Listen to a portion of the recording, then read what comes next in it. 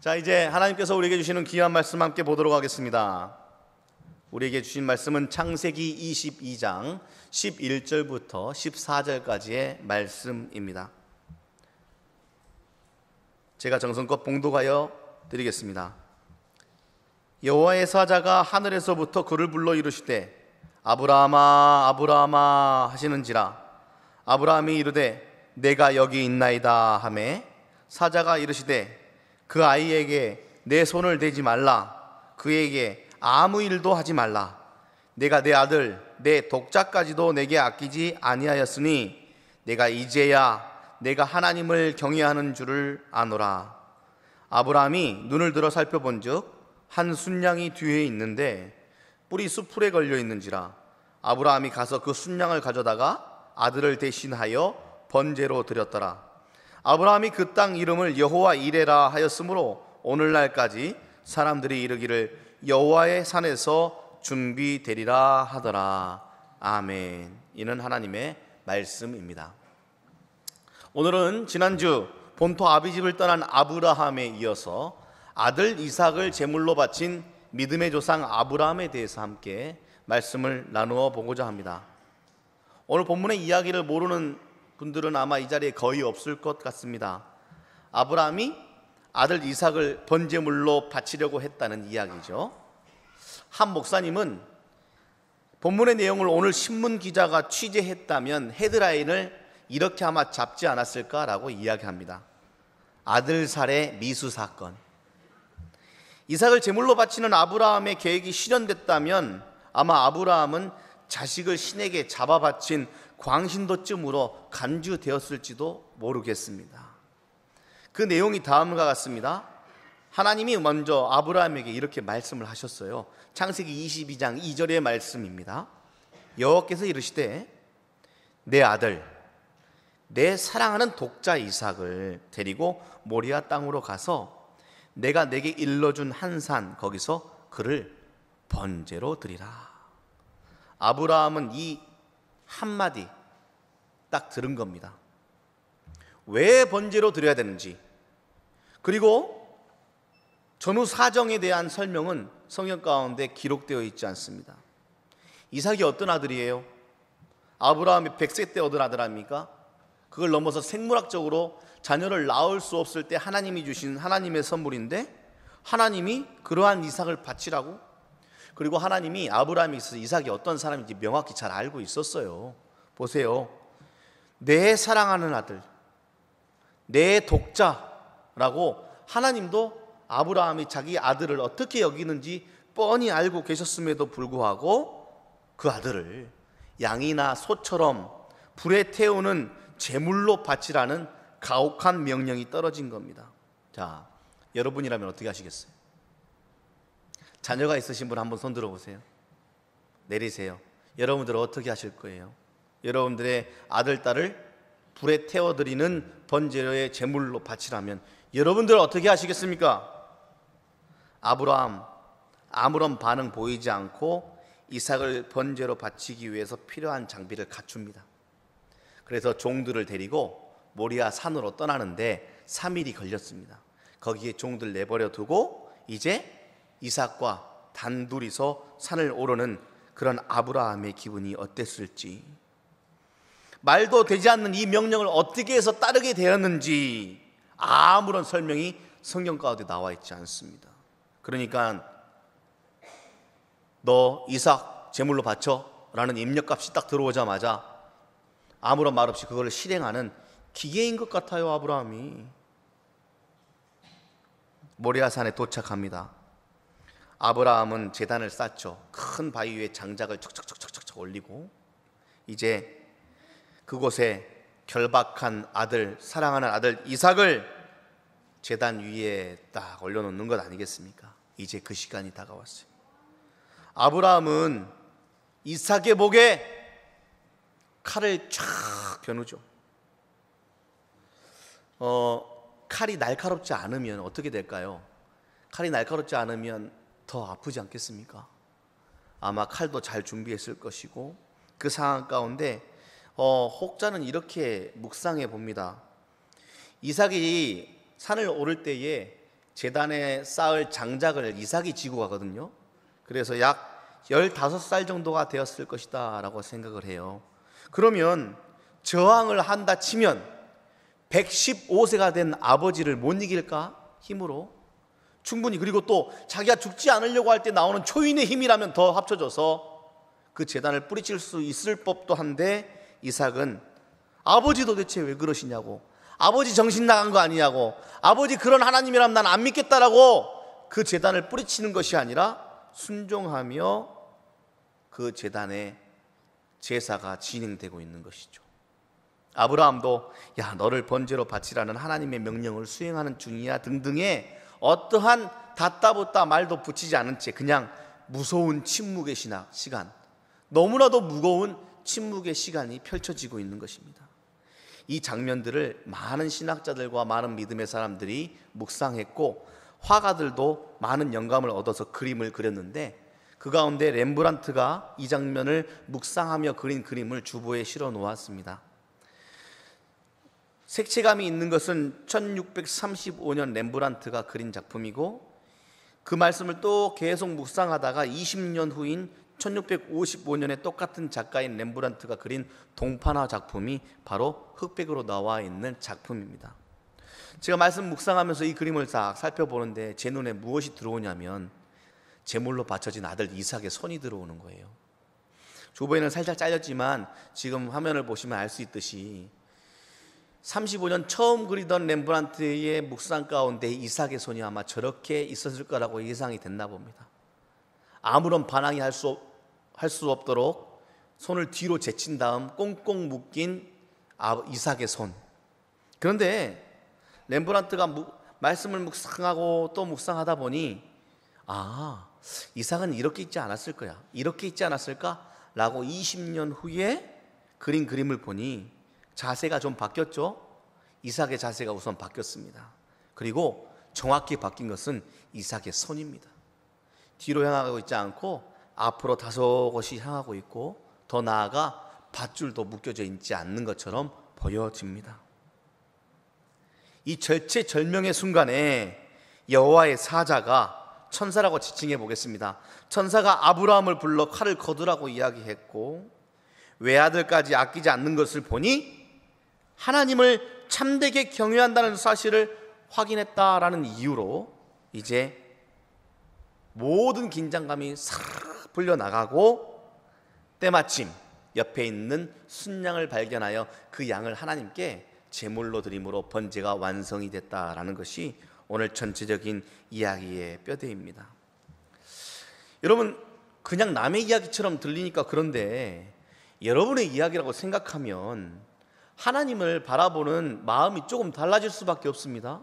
자, 여러분들 사랑하는 자녀를 갖다 바치라고 콕 집어 지명해서 그 아들을 제물로 바쳐야 될 상황이 된다 치면 하나님 너무하신 거 아닙니까? 하나님, 어떻게 당신이 사랑하는 나와 내 가족 무언가를 시험하기 위해서 목숨을 바치라니요, 너무 잔인한 것 아닙니까? 라는 질문을 한번 해볼 수 있지 않을까요? 하나님, 그리고 성경 가운데 하나님 정의로운 분이시라면서요, 사랑이 많으신 분이라면서요, 인자한 분이라면서요. 그런데 그 믿음 하나 시험해 보겠다고 세상에 목숨을 갖다 바치라고요? 이 이야기는 뭔가 잘못된 게 아닐까? 아니면 아브라함이 환청이 들린 게 아닐까요? 그런데 가만히 살펴보면 성경 다른 곳에 인간의 극심한 고통 가운데서 그 믿음을 시험한다는 이야기가 또 나와요. 욥의 이야기 잘 알고 계시죠? 어떤 이야기예요? 자식 다 빼앗아가고 욥의 믿음을 시험하고자 재산은 물론 다 빼앗아가고 욥의 몸까지도 그냥 기와장으로 박박 긁어야 되는, 죽지 못해 살고 있는, 차라리 죽여달라는 신음이 나올 정도의 고통을 안고, 더 나아가 거기서 끝나는 게 아니에요. 친구들은 전부 다 와서 네가 죄인이니까 그러니까 회개하라고 욕하고, 옆에 있던 아내는요, 그런 하나님이라면 저주하고 그냥 죽어버려 라는 욕을 얻어먹은 욥이 믿음을 잘 지켜내어 시험에 통과해서 갑절에 축복과 삶의 회복을 누렸다라는 이야기를 들어봅니다. 저는 이 말씀 묵상하면서 나 차라리 믿음 시험 당하고 낮은 점수 받더라도 나 같으면 이런 시험 안 받고 싶겠다라고 묵상해 본 적이 있습니다. 안 그래요?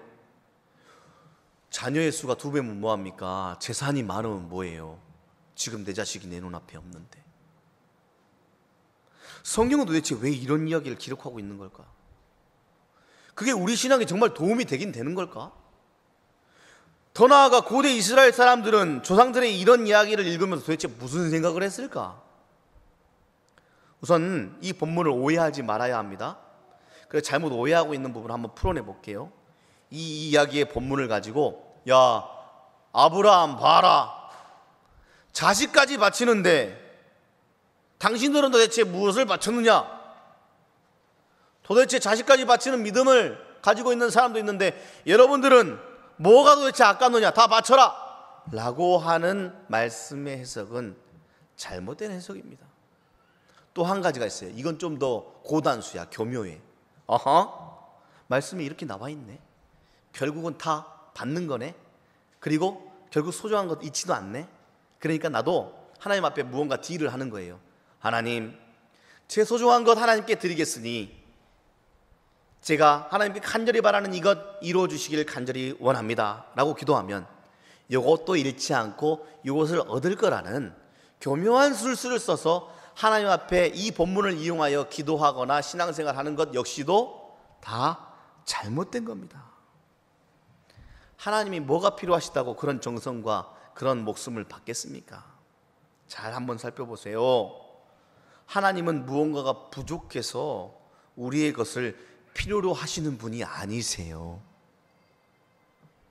부족한 건 우리죠. 우리가 하나님께 요구하며 살 뿐이지 하나님이 무언가를 요구하는 게 아닙니다. 오늘 내가 하나님께 예배 드려줬으니까 하나님이 갑자기 우울해 계시다가 좋아 네가 예배 주니까 우울했던 내 마음이 사라졌어, 역시 너의 예배가 나한테 필요해, 이렇게 막 위로받으시는 분이십니까? 하나님은 언제나 어디서나 우리들의 상황과 상관없이 늘 하나님 그대로 살아계시는 온전한 분이십니다. 필요한 건 우리죠. 그러니 우리가 무엇을 해드리면, 또 우리가 이렇게 이삭의 이야기를 잘못 이해해서 이렇게 하면 하나님이 무언가를 얻어 누릴 것이다 라는 해석은 시작부터서가 잘못된 것입니다. 그렇다면 아브라함이 외아들 이삭을 번제로 바치려고 했다는 사실은 도대체 무엇이란 말인가? 자, 이제 한번 풀어볼게요. 자식은 어떠한 존재예요? 부모에게 있어서 자식은 곧 나와 다름이 전혀 없는 사람입니다. 자식을 바칠 바에야 자기 자신이 그냥 제물로 올라가는 게 낫지 않겠습니까? 선택의 가능성이 있다면 아브라함 당연히 이삭이 아닌 자기가 번제로 드려지겠다라고 작정했을 것입니다. 그리고 사실 이삭이 번제물로 바쳐진 이후에 사라져버리면 아브라함이 가지고 있는 재산이 무슨 소용이에요? 한번 물어볼까요? 여러분들 집안에 있는 모든 재물 딱 놔두고 자녀들 밖으로 딱 끌어내서 자, 선택해. 이 집과 이 재산 모두 다를 선택할래? 아니면 네 자녀를 선택할래? 라고 물으면 여기 있는 모든 부모들은 단 한 명도 빠짐없이 자녀를 선택할 겁니다. 재산이 무슨 소용이에요? 그리고 아브라함에게서는 더 중요한 게 있어요. 본토 아비집을 떠나 가나안으로 이끌어가는 가운데 그것을 움직일 수 있었던 힘인 하나님의 약속마저 사라져버리는 거예요. 야, 너를 내가 복의 근원 삼아 하늘의 별과 같이 빛나는 자손들을 너에게 허락할 것이고 그 자손들도 너로 인해 복이 될 거다 라는 약속도 이삭이 사라지면 다 끝나는 겁니다. 그러니까 나의 미래, 나의 자신, 나의 하나님과의 약속 모두가 깡그리 없어지는 그 일들을 아브라함이 이삭을 제물로 바치는 일들을 통하여 다 포기하는 겁니다. 자신의 모든 삶과 미래를 깡그리 다 포기하는 겁니다. 무엇이? 아브라함이 이삭을 제물로 바치는 사건이에요. 그래서 아브라함이 믿음의 조상이 된 겁니다. 지금 우리들의 삶을 한번 보면 이해가 될 겁니다. 자, 우리가 살아가고 있는 지금 이 세상의 삶을 한번 보세요. 자신의 미래를 포기하기는커녕 자신의 미래를 설계하기 위한 노력들로 가득 차 있습니다. 현대인들은 미래를 설계하고 준비하는 요구를 줄기차게 받고 있죠. 그게 그냥 모두의 관심사가 돼버렸어요. 사람들이 오로지 그냥 미래를 준비하고 미래를 풍성하게 만들어가는데 힘을 다 쏟으면서 지금 무엇까지도 지금 누려야 될 지금 내 삶의 감사의 제목들, 지금 이 시간 모든 평안까지 다 미래에 담보 잡힌 채 미래를 다 준비하고 있다라는 것이죠. 근데 오늘 본문에서 아브라함은 자기의 미래인 이삭을 포기했다는 겁니다. 이게 잘한 일일까요? 잘한 일이니까 성경이 나오고 있고, 이걸 잘했기 때문에 믿음의 조상이라는 이름을 받은 겁니다. 미래를 포기하라는 성경의 요구와 미래를 잘 준비해야 된다는 세상의 요구 사이에 힘이 들어갑니다. 어떤 이들은 하나님이 무엇이든 알아서 다 해줄 거야 라고 아예 그냥 삶을 포기해버리고 현실을 부정해버리는 사람으로 살아가는 사람들이 간혹 있기도 하고, 반대로 성경이 말하는 믿음의 길을 완전히 그냥 묵살하고 세상살이의 요령에만 집중해서 살아가는 사람들도 있습니다. 그럼 우리는 교회 밖의 사람이라고 이야기하죠. 믿음 없다라고 이야기합니다. 그런데 대부분의 믿음의 사람들 가운데 그것과 그것 중간에 엉거주춤은 무엇을 뜻해요? 불편한 모습을 뜻하는 거잖아요. 엉거주춤 어딘가에 걸쳐놓은 태도로 세상을 살아가는 사람들이 많아요. 성경의 요구에 마음이 기루어지기도 하고, 때로는 세상의 현실에 마음을 빼앗기기도 하면서 아이고 내가 잘못했다라고 때로는 회개하기도 합니다. 그런 사람들에게 오늘의 본문은 늘 거북하고 늘 불편하죠. 불편함이 없으면 그냥 읽고 지나가는 것이 될 수도 있고요. 그냥 위인들에게나 가능한 거고, 그게 요즘 맞지 않아. 그런데 난 구약을 별로 안 좋아해. 이런 분들도 종종 있어요. 그런데 오늘 말씀은 아브라함이라고 하는 한 개인이 아니라 이스라엘 모든 민족들에게 쏟아진 말씀이고, 우리 모두에게 주시는 하나님의 말씀을 기억하며 내 이야기로 한번 이 말씀을 곱씹어 보시기를 바랍니다. 이스라엘 사람들은 이 말씀에서 구원의 빛을 보았어요. 이스라엘 민족은 이 말씀 안에서 미래를 찾기 시작했습니다. 이스라엘의 운명은 자신들의 설계에 달려있는 게 아니라 오직 하나님 손에 달려있다는 사실을 이 아브라함, 이삭의 이야기를 통해서 확실하게 깨닫게 되고, 외아들까지 포기한 아브라함의 믿음을 본받기로 작정하여 자신들의 미래를 하나님께 맡기겠노라 작정하며 살기 시작한 믿음의 민족이 된 것입니다. 그러니 그들에게 아브라함은 자랑스러운 조상이 된 거죠. 이거 그냥 극성이다. 그냥 그렇게까지 안 믿어도 돼.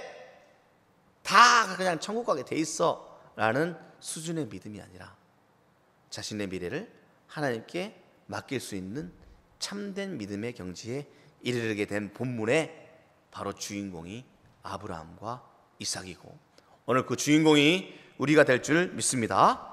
자, 여기서 어려운 게 있어요. 무엇이 내 미래를 설계하는 것이고 내가 스스로 무엇이 하나님께 맡기는 것일까 구분하기가 참 어려워요. 우리도 아브라함처럼 하나님의 말씀을 직접 들을 수 있으면 너무나도 선명하죠.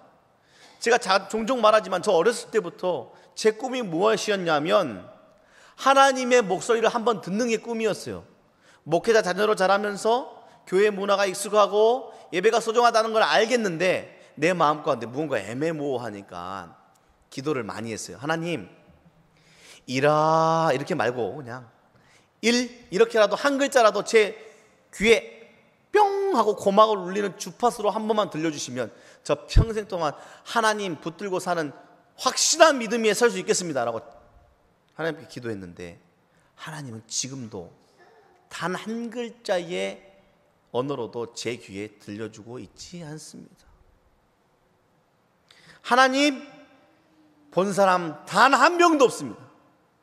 이렇게 하나님 보이지도 않고 내 귀에 들려주시지도 않는데, 반대로 세상은 더 선명해, 더 확실해 보이고 무언가를 막 증명해내는 것 같아.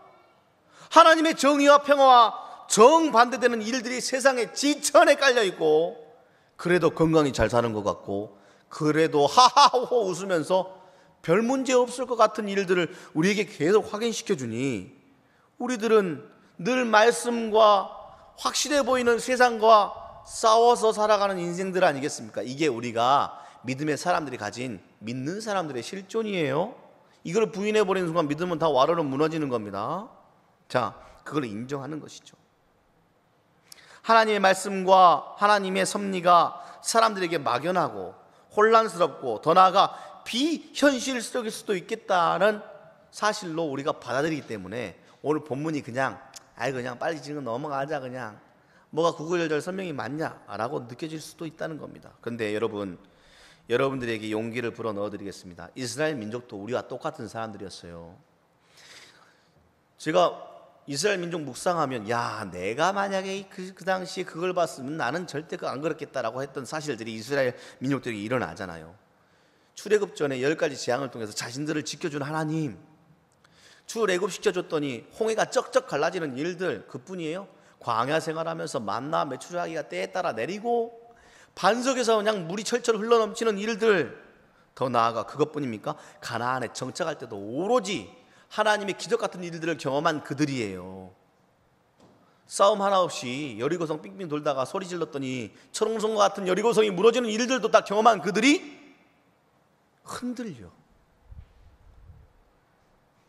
우리 다시 애굽으로 돌아가는 게 낫겠다고 후회해. 목마르고 배고프니까 믿음의 리더를 욕해. 자기들끼리 막 싸워. 믿음의 인도자 모세가 당장 눈에 잠깐 안 보인다고 그 사이에 그냥 금송아지 만들어서 그 앞에 절하고 있어. 그러한 그들도 하나님께서 믿음의 자리로 이끌으셨다는 사실을 절대 잊지 마십시오. 우리 역시도 하나님이 이 자리에 갖다 놓으셨으니 이스라엘 민족처럼, 모세, 아브라함, 이삭처럼 우리를 믿음의 사람으로 든든히 세우실 것입니다. 구약 성경가 증언하고 있는 이런 사건들이 그렇게 명백하고 그걸 경험한 이스라엘 민족은 우상 섬기지 말아야죠. 그 정도 됐으면 우상 섬기지 말아야지. 그런데 그들이 출애굽 직후부터 흔들렸던 믿음은 믿음이 없었기 때문에 그랬더냐? 아니요. 하나님의 말씀과 통치가 분명해 보이지 않았거든. 확실하지 않을 것 같은. 그러니까 무엇을 못 맡겨? 자신의 미래를 못 맡기는 거예요. 자신의 미래를 못 맡기겠으니 어떻게 해야 돼? 나라도 해야지. 나라도 지금 뭘 해야지. 그래야지 미래에 대한 불안감이 사라지지. 근데 아브라함은 자신의 미래를 완벽하게 포기해 버렸습니다. 그래서 아브라함이 믿음의 조상이다 라고 불리우는 것입니다. 이제 본문 마지막 단락에 여호와 이레가 거론돼요. 다 같이 한번 따라 하겠습니다. 하나님이 준비하신다. 그게 바로 여호와 이레의 뜻입니다. 하나님이 준비하신다. 그 사실에 눈을 뜨는 것이 하나님이 오늘 우리에게, 예배하고 있는 우리에게 주시고자 하는 핵심입니다. 생존의 불안함, 미래에 대한 불안함 누구에게나 다 있죠. 작은 일상 가운데도 다 숨겨져 있습니다. 교회 공동체 안에도 불안함들이 곳곳에 다 빼곡히 박혀 있습니다. 인류의 미래에 관해서도, 생존에 관해서도 불안함은 사라지지 않을 것입니다. 근데 여러분, 그것보다 더 중요한 게 있어요. 모든 행복한 조건을 다 갖춰도 그 불안은 사라지지 않습니다. 그 불안한 심리가 커져서 나를 잡아먹어버리면 그로 인해 불행한 일들은 마구마구 일어나기 시작하는 겁니다. 물질적으로 풍요로운 지금 이 세대를 보세요. 옛날보다 얼마나 살기 좋아졌어. 근데 불안감이 줄어들었습니까? 더 많아졌어요. 가만히 보면 저희 할머니, 할아버지 세대가 훨씬 더 불안해하지 않고 여유 있고 마음이 넉넉해요. 현실적으로 느껴볼까요? 옛날에는 그랜저 한 대면 출세했다 그랬어. 그래서 명절 딱 되면 각 그랜저 한 대 딱 끌고 고향 가는 거예요. 동네 한 바퀴 일부러 돌아. 그리고 집 앞에 안 들여놔. 밖에 길게 딱 세워놓으면 동네 사람들이 다 그랬어요. 아이고 누구 댁 아들 출세했는갑다 라고 하면서 그 그랜저 보고 자랑해요. 자랑도 하고 출세했다고 인정도 해. 근데 지금 제가 가만히 생각해 보면 그때의 갓그랜저 한 대보다 지금 소형차들의 기능이 더 좋아지고 승차감은 더 좋아요. 세상은 더 편해지고 더 좋아졌다고요. 집은 어때요? 이번 여름이 얼마나 더워요. 그럼에도 불구하고 에어컨이 있잖아요. 옛날 사람들 어떻게 살았을까? 이런 말을 제가 올 여름에 수도 없이 했습니다. 옛날에 에어컨 없이 어떻게 살았을까? 근데 우리는 에어컨이 있음에도 불구하고 더 나은 삶, 더 많은 것 누리는 삶. 제가 장성에서 처음 전도사 생활하던 그 교회는 여름이 되잖아요. 뒤에서 땀방울이 또르르르 흘러내리는 게 느껴져요. 저한테. 그 정도로 더운 환경 속에서도 사람들이 다 예배했다고요. 지금은 추워서 에어컨을 끌까 말까 고민하고 있잖아요. 그렇게 나아진 세상 가운데 무언가가 더 행복해져야 되는데 불안감 더 커지고 있다니까요.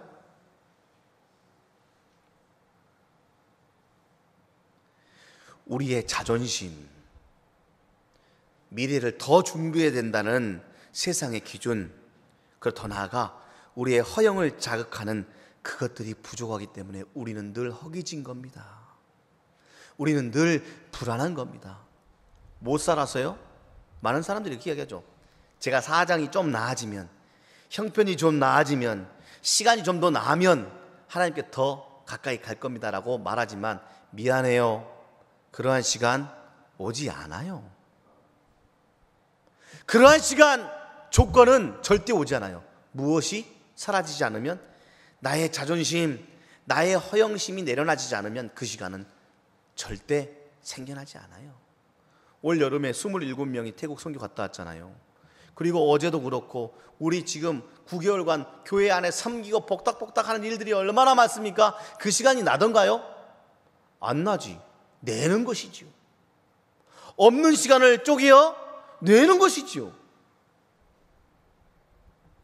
그러니까 우리의 삶은 칼을 들었을 때 아니야 그만이라고 나를 말리는 어떠한 천사의 각성이 없이는 우리의 삶은 크게 바뀌지 않아요. 사랑하는 여러분, 매주의 예배 시간이 우리를 각성시키는 하나님의 신선하고도 샘물 같은 예배 시간이 되시어 여러분들의 허영심이 사라지고 여러분들의 강박이 내려놔지고 여러분들의 자존심이 와르르 무너져 내 미래는 주님 손에 있습니다 라고 내어 맡길 수 있는 아브라함의 믿음이 여러분들에게 주어지시기를 주님의 이름으로 축복합니다. 여호와 이레의 믿음이 없이는 볼 수 없는 게 있어요. 그게 바로 순양입니다. 그 말이 끝나자 아브라함 눈에 뭐가 띄었어요? 순양이 띈 거예요. 저는 고민해봐요. 순양이 처음부터 있었을까? 근데 아브라함이 정신이 없어서 못 본 걸까? 그냥 이삭만 쳐다보니라고? 너 죽기 전에 너 한 번 얼굴 더 봐야겠다 하면서 마음 가운데 철철 울면서 이삭 쳐다보니라 순양을 못 본 걸까요? 아니면 천사가 나와서 그만이라고 했을 때 갑자기 없던 순양이 뿅 하고 나타났을까요? 상관이 없어. 상관이 없으니까 성경이 싫지 않았어요. 어쨌든 한 가지 확실한 것은 못 봤던 순양을 이제 아브라함이 보게 되었다. 더 나아가 더 중요한 것은 아브라함이 그 순양을 얻었다라는 것이 아니라 아브라함이 이제 자신이 불안해했던 모든 것들을 다 쏟아내고 하나님께서 자신의 미래를 온전히 예비하신다는 것을 깨달았다라는 데에 그 초점이 맞추어집니다. 사랑하는 여러분, 순양을 볼 수 있는 믿음을 가지시기 바랍니다. 미래 준비하겠다고 순양 못 보면 제사는 끝이 나지 않는 겁니다. 하나님께서 기뻐 흠양하시는 나를 경외하는구나 라는 것을 확인하는 믿음은 무언가를 바치고 잘 준비했다는 데 있는 것이 아니라 아하, 너의 믿음이 이렇구나, 너의 믿음이, 너의 미래가 내 손에 있다는 것을 네가 믿고 있구나 라는 끝에 순양을 딱 보게 되어 그 순양을 제단 위에 올리면 제사는 끝이 나는 것입니다. 사랑하는 여러분, 불안한 미래는 계속해서 이어질 겁니다. 가시적인 안전장치 없으면 우리는 늘 불안함이 또 우리를 엄습해오게 될 겁니다. 집이 없고 직장이 없고 돈이 없으면 그것도 있더라도 충분하다라고 내가 인정하기 전까지는 우리는 늘 그 불안감과 싸워야 될 존재일지 모르겠습니다. 그런데 여러분, 염려치 마세요. 여호와의 일에 하나님이 준비하셨습니다. 여러분들의 삶, 여러분들이 뭘 그렇게 잘해서 지금까지 온 것 같다라고 생각하십니까? 다 하나님이 준비하신 것 하나하나 누리면서 여기까지 온 겁니다. 그리고 더 나아가 복된 소식은 지금까지 그랬던 것처럼 앞으로도 하나님이 하나하나 다 준비하셔서 여러분들을 살리실 것을 믿으시기 바랍니다. 하나님을 믿는 사람에게 하나님이 어떻게 하면 특별한 방식으로 많은 재물을 허락하실 것이다? 노골적으로 이렇게 하면 하나님이 하나님의 부족한 부분이 채워져서 부자가 될 것이다? 죄송해요. 다 속임수예요. 하나님은 필요한 게 없으신 분, 우리가 필요한 사람들, 그걸 믿고 지금 삶을 이어가면서 사업에 실패할 수도 있고 병에 걸릴 수도 있고 순양이 출현하는 초유자연적인 사건이 일어나지 않을 수도 있지만, 그럼에도 불구하고 아브라함의 새로운 눈을 가지고 내가 순양을 얻었다는 사실에 기뻐하며 하나님의 제단 앞으로 나가는 믿음 있는 자들은 여호와 이레를 외칠 수 있는 신앙의 고백이 삶 가운데 충만하게 울려 퍼지게 될 줄 믿습니다. 사랑하는 여러분, 이제 이야기를 하고 마무리하고자 합니다. 우리에게 불안을 가져다주는 최고의 결정체, 우리에게 불안을 가져다주는 근원지는 죽음이에요. 죽음. 그 죽음은 우리에게 늘 불안을 가져다 줍니다. 그래서 죽음을 이겨내지 못하면 우리는 결코 여호와 이레를 고백할 수 없는 존재입니다.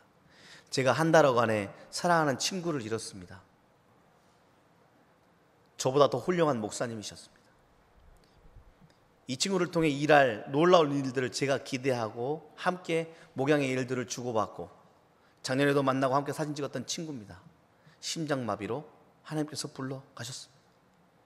한 달 후에 사랑하는 후배 선교지에 나가서 모든 것 쏟아내며 세 자녀 키워가며 선교하고 있는 선교사 2년 후배가 또다시 심장마비로 이 세상을 떠났습니다. 차를 타고 빈소에 있다가 돌아오는 길에 혼자서 가만히 생각해보고 아내랑 이야기를 해봐요. 참 인생 별거 없다, 그치? 뭐 대단한 거 내 미래를 준비하겠다고 발버둥 치며 내가 죽음을 준비하지 못했을까? 삶이란 무엇일까? 사랑하는 여러분, 죽음의 불안감이 우리를 휩싸일 때, 죽음이 쏜살같이 우리를 쫓아올 때, 제 친구와 후배를 통해서 알려주듯 하나님은 오늘 아브라함과 이삭의 재단을 통해 우리에게 명확하게 이야기하고 계십니다. 야, 이삭은 내가 칼을 들었을 때 멈춰라고 이야기했지. 나의 독생자 예수 십자가에 매달려 엘리 엘리 라마 사박다니 외치며 나를 부를 때 내가 침묵했다. 피 철철 흘려가며 내 아들 죽어갈 때 내가 침묵함으로 너희들이 그토록 두려워하는 미래, 죽음, 그 불안함을 내가 깨끗하게 없앴다. 여호와 이레, 내가 다 준비했다라고 하나님은 오늘 우리에게 말씀하고 계십니다. 누구랑가는 절망하는 상황 속에서라도 순양을 볼 수 있는 믿음의 눈을 갖기를 원하고 계십니다. 여호와 이레 외치며 죽음을 이겨내고 뚫어내는 그 믿음, 하나님이 여러분들에게 선물로 허락하셨습니다. 또 다른 믿음의 조상, 이제 여러분들입니다. 그러니 앞으로의 한 주간을 살아내고 오늘 성찬에 참여하는 여러분들 모두가 예수의 죽음, 예수의 부활의 능력을 다시 되새기고 기념하며 여호와 이레 하나님이 준비하셨다라는 믿음으로 여러분들의 목을 쥐고 있고 여러분들의 손과 발을 묶고 있는 불안함과 미래를 설계해 나아가는 데 쏟아지는 그 힘들을, 필요 이상의 힘들을 내려놓는 참된 자유를 누리시는 믿음의 조상 여러분들 되시기를 주님의 이름으로 축복합니다. 여호와 이레 하나님이 다 준비하셨습니다. 기도하겠습니다. 하나님 감사합니다. 우리는 무엇이 그토록 불안하여 또다시 지금을 담보 잡히며 하나님께서 누리라고 주신 그 귀한 일들을 다 팽개치고 못 본 채 하며 세상을 살아가고 있습니까? 그 불안감 내려놓게 하시고 이제는 준비하신 순양을 바라볼 수 있는 믿음 위에 우리를 세워 주시옵소서. 세상 사람들은 아이고 하며 살아가지만 우리는 여호와 이레 외치며 죽음을 뚫어내고 불안감을 밟아 짓이기는 믿음으로 살아가기를 간절히 원하오니 이번 한 주간 또 다른 믿음의 조상 나의 힘을 기억하며 주님 앞에 힘있게 감사하는 한 주가 되게 하여 주시옵소서. 우리를 위하여 준비하신 모든 것에 감사드리며 예수님의 이름으로 기도합니다. 아멘.